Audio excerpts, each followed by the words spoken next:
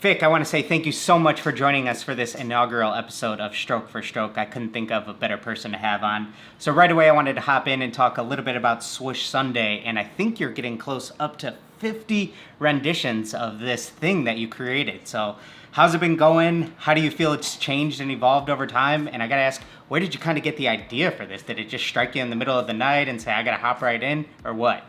Yeah, so thank you first for having me. This is a great honor to even be collaborating with you. And I mean, Swoosh Sundays, I feel like it's a little bit of a marathon, getting close to 50, because the last leg of it has been the hardest for me. Obviously, because so many things are changing. I'm in a new studio space, I've been moving, I've been burnt out. So the last couple, I'm like nearing 50, and getting to the last ones, I'm kind of like, what do I do? I have to go out with a bang kind of thing, and definitely there's a lot of struggling. But the idea actually came to me when I was thinking about creating content. And I was like, how am I going to create content that's very consistent without having to blow through hundreds of pairs of shoes, right? Because obviously 50 weeks of Swoosh Sundays means 2 swooshes, 1 on each side. And I would have at least, at least 50 shoes that individual shoes that I'd have to go through. And I just didn't have that budget starting out. And another reason for why I wanted to do Swoosh Sunday is I wanted to show people that it's to lower the barrier of entry to get into customizing, because you don't have to freak out that you're making mistakes, because a lot of times you can just take a bit of acetone to something and remove it. And then the good thing with paint is that you just cover up the canvas.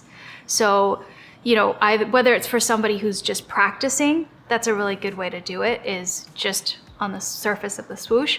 Or if you're just somebody who wants to change up your design on your own pair of shoes, right? It's something that's super easy to do.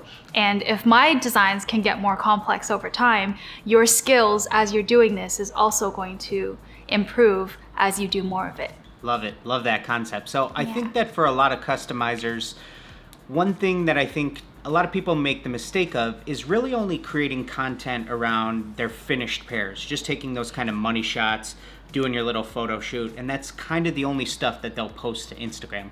I don't think there's really any customizer who does a better job than you at posting a huge array of content, whether it's literally just pictures of you in hanging out in your studio, works in progress, videos, time lapses. You do incredible time lapses of your overheads of the Swoosh Sundays. And so talk to me a little bit about that, about your content creation strategy per se. I mean, it's just maximizing the amount of content. I mean, I've had to come to terms with the fact that your audience typically likes to see the behind the scenes, right? I suffer a lot from hiding projects until the very end, because as an artist, that's usually when you're kind of satisfied to give it all away, because the working process, it gets ugly sometimes. Definitely. And so I feel like it's getting over that mental hurdle and being like, how do I maximize the amount of content? And also, your followers probably want to see that. They want to see what you're doing on the daily. They want to see your struggles. That's what I've learned anyways, is they want to see where you've messed up and then how you fix it, because that's so much part of being a customizer, in addition to just being able to paint perfectly every single time. And I noticed that as I lower my standards for what I have to post, it becomes easier to create content, right? You don't have to stress out about taking perfect studio shots, because sometimes you get more attention from people seeing what your setup looks like, and people just want to learn and engage and be part of the community, which you do an incredible job at. Thank you. Not everything has to be the Mona Lisa hanging up in the gallery, Exactly. Yeah. Now I saw in a video, I think it was your Amazon must-haves video. I think it said that you were coming up on 10 years of painting. Is that true? About 9-ish years. Okay. I would say 10 closer to the end of the year. But yeah, Okay. it's always been a thing that I love doing, but it was never a viable career for me. Like, nobody ever told me, go and be a painter because you're going to be so successful. You're going to make so much money being an artist, you know? And so I went through the whole thing. I got full education. I got my master's, did everything. And then at the end of it, I was like, what do I love doing? What makes me happy? And at the end of the day, it's painting. It's doing what we do right now. That makes you the happiest. So I totally get why you're technically married to your job. You know? Really? You really are. And you've got your family in it as well. Yeah. And so I think the first time I saw your work, Vic, was when you were one of the 5 artists to do the eBay collab. And that was a super fun thing with the super short turnaround. So I know that was hectic for you too, along with all the content creation that we did for it. That was crazy, but that was definitely an incredible collab to be a part of. Oh, it was so incredible. And I wish we had more of like communication in between, because it felt like I was just too focused on getting the job done because there was such a short timeline. But yeah, I was like, this is crazy. I don't know why they came up to me, and I was totally, imposter syndrome was totally a thing.